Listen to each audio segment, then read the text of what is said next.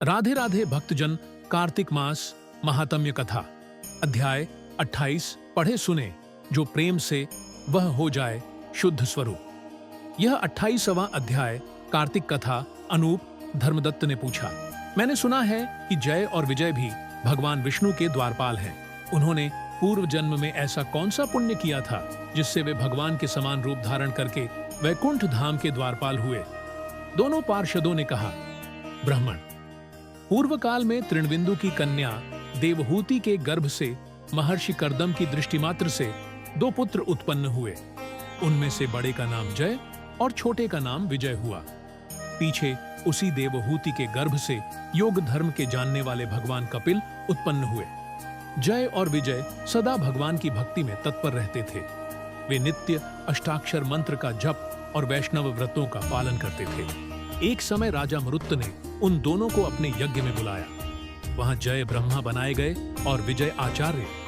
उन्होंने यज्ञ की संपूर्ण विधि पूर्ण की। यज्ञ के अंत में अवभृत स्थान के पश्चात राजा मरुत ने उन दोनों को बहुत धन दिया। धन लेकर दोनों भाई अपने आश्रम पर गए। वहां उस धन का विभाग करते समय दोनों में परस्पर लाग डांट पैदा हो गई। जय ने कहा, इस धन को बराबर बराबर बांट लिया जाए।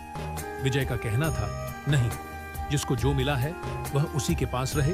तब जय ने क्रोध में आकर लोभी विजय को शाप दिया, तुम ग्रहण करके देते नहीं हो, इसलिए ग्राह अर्थात मगरमच्छ हो जाओ। जय के शाप को सुनकर विजय ने भी शाप दिया, तुमने मद से भ्रांत होकर शापो दिया है, इसलिए तुम मातंग अर्थात हाथी की योनि में जाओ।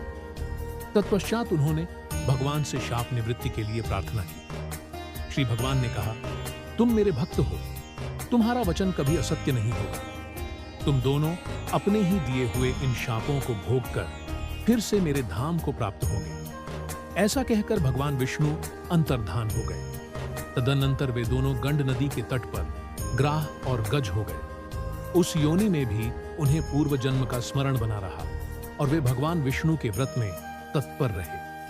किसी समय वह गजराज कार्तिक मास में स्नान के लिए गंड नदी गया तो उस समय ग्राह ने शाप के हेतु को स्मरण करते हुए उस गज को पकड़ लिया।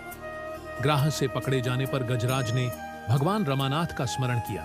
तभी भगवान विष्णु शंख, चक्र और गदा धारण किए वहां प्रकट हो गए। उन्होंने चक्र चलाकर ग्राह और गजराज का उद्धार किया और उन्हें अपने ही जैसा रूप देकर वैकुंठ धाम को ले गए। तब से वह स्थान हरिक्षेत्र के नाम से प्रसिद्ध है। वे ही दोनों विश्वविख्यात जय और विजय हैं जो भगवान विष्णु के द्वारपाल हुए हैं। धर्मदत्त, तुम भी ईर्ष्या और द्वेष का त्याग करके सदैव भगवान विष्णु के व्रत में स्थिर रहो, समदर्शी बनो। कार्तिक, माघ और वैशाख के महीनों में सदैव प्रातःकाल स्नान करो। एकादशी व्रत के पालन में स्थिर रहो। तुलसी के बगीचे की रक्षा करते रहो। ऐसा करने से तुम भी शरीर का अंत होने पर भगवान विष्णु के परम पद को प्राप्त होवोगे। भगवान विष्णु को संतुष्ट करने वाले तुम्हारे इस व्रत से बढ़कर न यज्ञ है, न दान है और न तीर्थ ही है।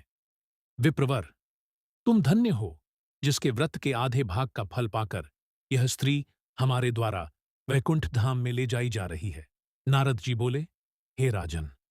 धर्मदत्त को इस प्रकार उपदेश देकर वे दोनों विमानचारी पार्षद उस कलहा के साथ वैकुंठ धाम को चले गए।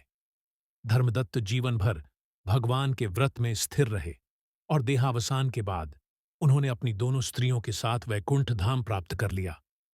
इस प्राचीन इतिहास को जो सुनता है और सुनाता है वह जगतगुरु भगवान की कृपा से उनका सान्निध्य प्राप्त कराने वाली उत्तम गति को प्राप्त करता है।